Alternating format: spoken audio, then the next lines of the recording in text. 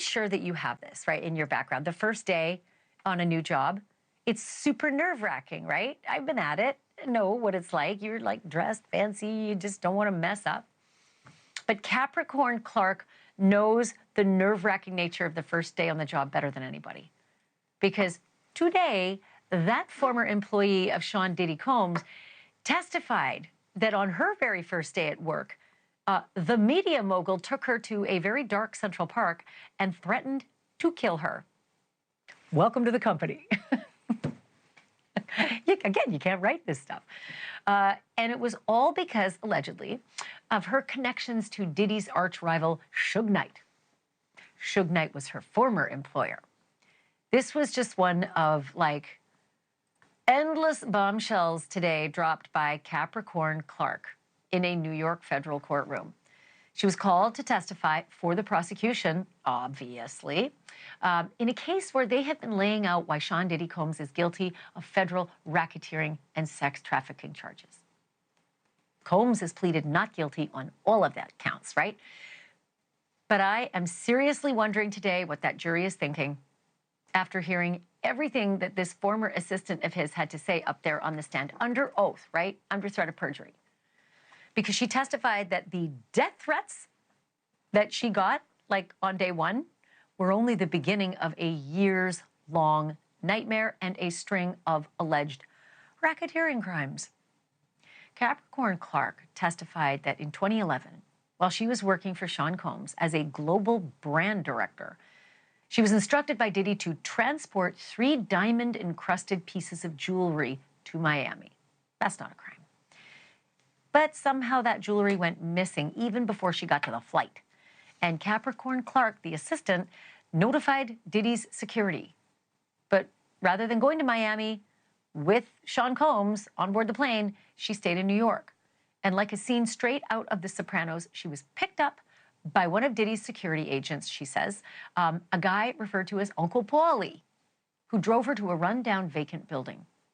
There, she says, one of Combs' hulking associates was waiting and said, sit down, take a lie detector test, prove you're not a thief. Those are my words. According to a terrified Capricorn Clark, Diddy's goon told her, quote, if you fail this test, they are going to throw you in the East River, end quote.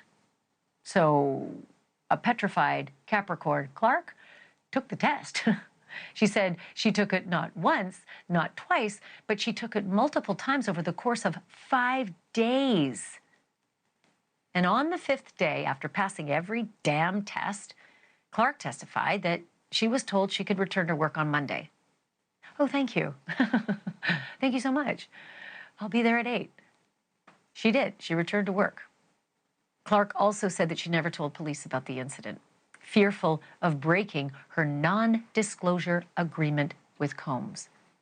And as for those diamond-encrusted jewels, according to Capricorn Clark, they were never recovered. She couldn't find them, they couldn't find them, nobody could find them. I know what you're probably thinking. That's different than the freak-offs and everything that we've been hearing about up till now. And if you think Clark's testimony sounds an awful lot like kidnapping, right? That's the prosecution's point. That's their intent. Because kidnapping is considered an offense under racketeering. And if the feds can prove that Combs violated 2 of those predicate offenses in a 10-year span, using his enterprise, you know, like employees, to do this, he could go away for life. And as if an allegation of kidnapping isn't bad enough, how's about 2? How's about 2 allegations of kidnapping? I'm telling you, today was the day. You should have checked in. So I'm here. You're welcome. Capricorn Clark continued her testimony and told the court about yet another incident where, again, quote, December 2011, I was kidnapped, end quote. It doesn't get more clear than that, right? Black and white. She told the courtroom that a furious Sean Combs showed up at her door and, like, banging on the door, metal on metal. She looks out the peephole and she sees he's got a gun in his hand. Oh! And then she says he demanded she get dressed and get in the car. She testified that Diddy told her to, quote, put some MFing clothes on. I said MFing. He apparently said the real thing. He said, because we're going to kill the rapper Kid Cudi. Cudi was dating Diddy's girlfriend, Cassie Ventura. And apparently Puff did not like that. Clark testified that she didn't want to go. She did not want to go along on this mission. But that Diddy yelled, quote, "I don't give an F what you want to do. Get dressed now." And F is my word. You know what he said, allegedly. She said he then put that gun that she saw him waving into his waistband before forcing her into an Escalade, a car with a security guard. Combs did not kill Kid Cudi that night, but last week, Kid Cudi testified that Combs did break into his house, lock up his dog, and unwrap all his Christmas presents. According to Capricorn Clark, Diddy then demanded that she get Cassie Ventura on the phone right effing then and tell Cassie to come and meet me now. Capricorn Clark on the stand today told the jury that she called Cassie and she said, quote, "Sean is not going to let me go until you come." Then she said that she told Cassie on that telephone call, if she didn't show up, Sean Combs was going to kill all of them. Cassie, Kid Cudi, and Capricorn Clark herself. Other than an episode of Sopranos, what does that sound like to you? Think about it. Does it sound like coercion? Does it sound like kidnapping? Because those are predicate acts that are needed to prove, oh yeah, racketeering that he's charged with. Joining me now is NewsNation's national correspondent, Caitlin Becker, who's been covering this trial since the start. I don't know how much ink you had in your pen today, sister, but I could barely keep up with all of the allegations that Capricorn Clark was spewing out on the stand that matched right up with the charges of racketeering and the predicate acts of racketeering that the prosecution, that they're alleging. So talk to me a little bit more about this Uncle Paulie incident, because I don't feel like I've heard the whole story. Ashleigh, you really did hit so many of the high points there. This was the first time in this trial that I think the prosecution had a major win for the entire day. Capricorn Clark testified from morning until court ended today, and we really laid out a lot of these RICO charges. So many experts so far have questioned whether or not the prosecution, the government was doing a good job at establishing their case because they spent so much time on the domestic violence. But today was the day they got into that racketeering aspect of it with Capricorn Clark. I mean, she sat down on the stand and off the bat hit them with, "I was kidnapped." And as you said, not once, not twice, I'm actually going to add a few more to those. There were not only allegations of kidnapping, but false imprisonment at points when she said he wouldn't let her leave his home in Miami. Uncle Paulie sounds like a name, as you said, from The Sopranos that almost feels made up. But to hear that this person took her from where she was and questioned her for hours and hours and days and under this lie detector, which this is not the first time we have heard that Diddy has employed a lie detector for his employees.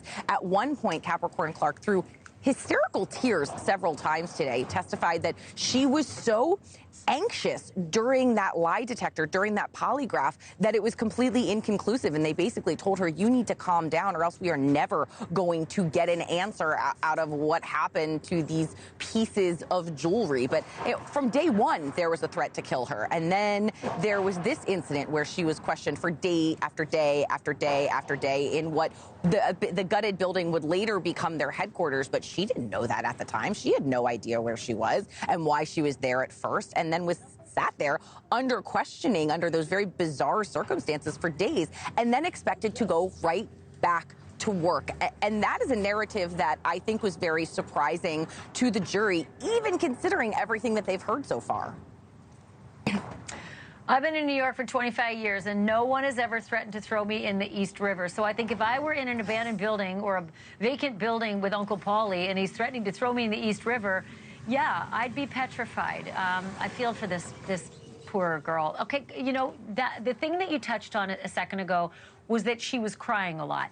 And it seemed to be a theme all the way through the day. Even the court sketch artist has got her like with tissues, and it's a kind of a squishy face there, but I get it. What was your impression of her as a witness? Like, do you think the jury felt she was credible? Did she feel believable? Was she authentic? Was she honest? Was she that kind of person who it's like, damn, this one's going to be hard to clean up. Yes, yes, yes, yes, and yes, Ashleigh. I mean, she was incredibly credible on that stand. Her tears were very genuine.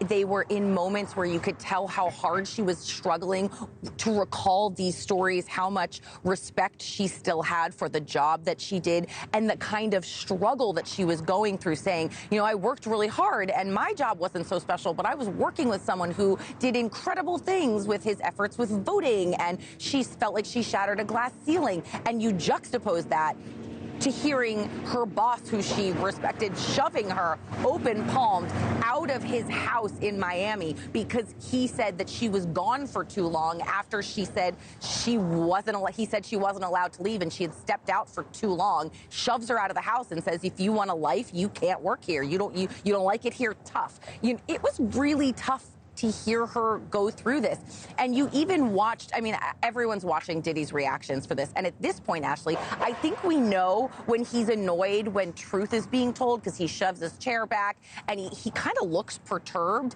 And then there are times where he was more engaging. And when she was recalling some of those positive times working for him, he was kind of nodding along. So you can almost see with his reaction how credible the witness is. But Capricorn Clark is one the jury will not forget when it comes time to deliberation.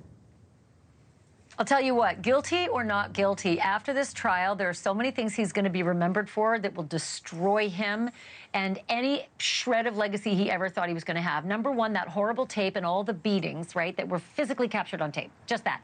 Number two, he paid this poor kid $65,000 to clean up his used condoms, allegedly, right? She said, I had to clean up the free coughs, set up the free coughs, and all of this other garbage that she said she went through. I had to work, you know, nonstop all the time. And I asked him for a reference letter, and he didn't even give her that.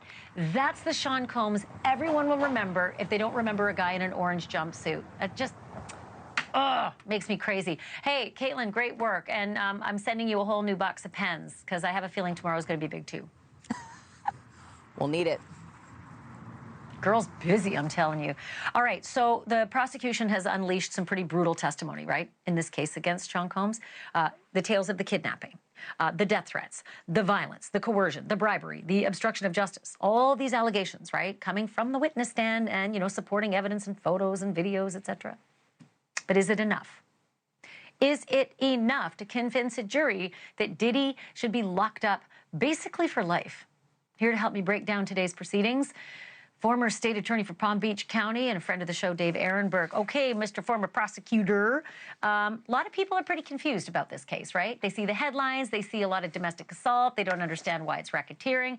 I, on the other hand, have been following every shred of testimony, and I keep hearing minute by minute accusations and testimony supporting racketeering and a ton of the predicate acts that you have to prove in order to get to racketeering in, you know, this enterprise of Diddy's. How did you feel about Capricorn Clark alone? Let's just isolate her today and everything she said.